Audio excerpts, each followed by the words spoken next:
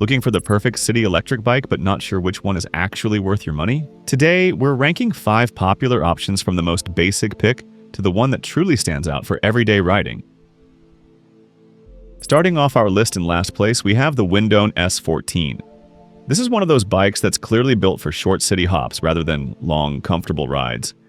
It folds up, it's compact, and it's easy to stash in a small apartment or car trunk, which is a big reason people look at it in the first place.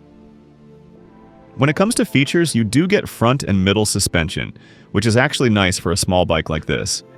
It helps smooth out cracks in the pavement and those annoying curb drops. The removable battery is also convenient, especially if you live upstairs and don't want to drag the whole bike inside to charge. Compared to the bigger bikes on this list though, the motor and battery are on the lighter side, so it feels more like a helper than a powerhouse.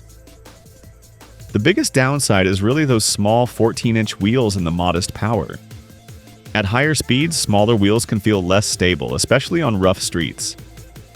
The range is also more limited than most of the other bikes we're covering, so longer commutes might leave you watching that battery bar a little too closely. I'd say this one is best for short, flat city rides and riders who really need something foldable and compact above all else. If you just need an easy way to get from your apartment to the train, or cruise a couple miles to work, it can do the job. And by the way, you'll find links to all the bikes in this review at the best prices in the description right under the video. Next up is the REOCRO RE0-14, which takes a small but noticeable step up from the previous bike. It's still foldable and still riding on 14-inch wheels, but now you're getting a bit more power and a larger battery, which already makes it feel more capable for daily use. On the road, that extra power helps when you're starting from a stop or climbing gentle hills. The dual suspension also helps take the edge off rough pavement, which is important on a compact bike.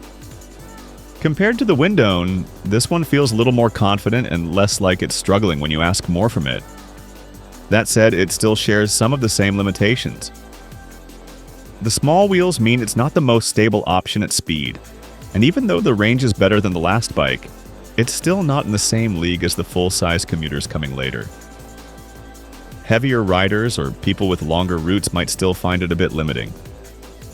This bike makes sense for commuters who really want a folding design but need a bit more strength and range than entry-level options. It's a nice middle ground for city living where storage space is tight. And if you're enjoying this breakdown so far, make sure to like the video and subscribe to the channel for more honest reviews like this.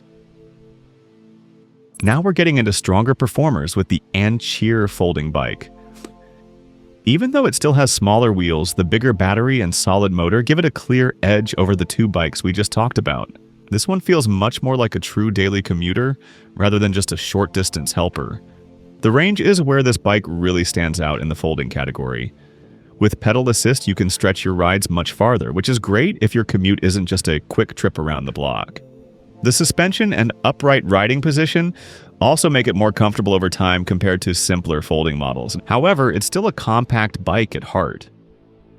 Those small wheels can feel twitchy on rough or uneven roads, and build quality on budget folding bikes like this can sometimes be hit or miss compared to the larger framed city bikes ahead. It's better than the earlier 2, but it's not quite at the level of full-size comfort and stability.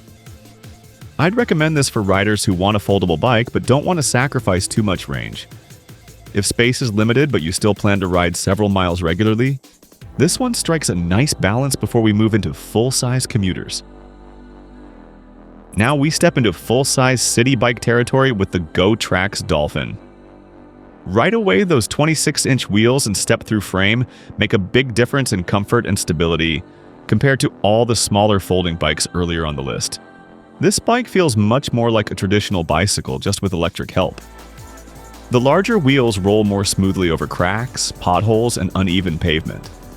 The front suspension adds extra comfort, and the riding position is relaxed and upright, which is great for daily commuting. Compared to the folding bikes, it simply feels more planted and confidence-inspiring. The trade-off is that the motor and battery are still on the modest side. While it's perfectly fine for flat city routes and moderate distances, it doesn't have the same punch or extended range as the top bike on our list. If you have a lot of hills or a long commute, you might wish for a bit more power and battery capacity. This is a great choice for riders who want a comfortable, easy-to-ride city bike that feels stable and familiar. It's especially good for casual commuters and weekend riders who value comfort over raw power.